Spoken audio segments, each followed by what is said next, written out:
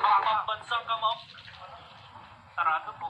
Sarado. So, under renovation pala yung Manny Pacquiao Hotel. Akong gym si Pacquiao. Sheesh.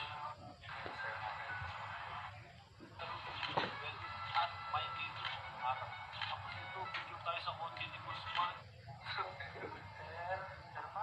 Sir Manny ka ba magkita? Ay, oo. Meron ako. Ayok.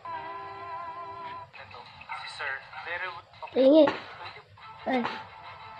Pansin ko na you are very well connected with them. Nabanggit niyo rin po sa amin na nakakausap niyo po si Ma'am Jinky. Ngayon, meron lang po akong question. Pwede niyo po ba kami makonect sa kanila? I'll think about it. Ano kaya ang mangyayari sa kanila? Makikita na kaya ni Adam soon next week. Road to 2 million na pala.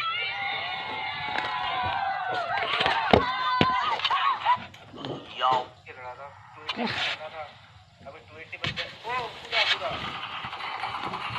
Merong kalaban. what's up mga kaibigan? Nalina na tayo sa kwentuhan. Tapos na maging mabait si Coach Chad Reyes at nagiinig na nga ang kanyang ulo matapos na hindi suipot sa practice ni Kai Soto sa ating Gilas, Pilipinas. Ayon kay Chad Reyes ay pumirma na si Kai Soto na maglalaro siya para sa ating Gilas, Pilipinas. Ganun pa man ay hanggang ngayon ay hindi pa din ito nag-e-ensayo. At ang nagpainit talaga sa ulo ng coach ay nang humingi ba ang kampo ni Kai ng additional 2 weeks of rest sa STP dahil sa kanyang lower back injury. Isang bagay na hindi maintindihan ni Coach Chad Reyes dahil nang tingnan nga daw ito ng mga team doctors ng Gilas ay wala naman silang nakitang mali dito. Ganun pa man ay The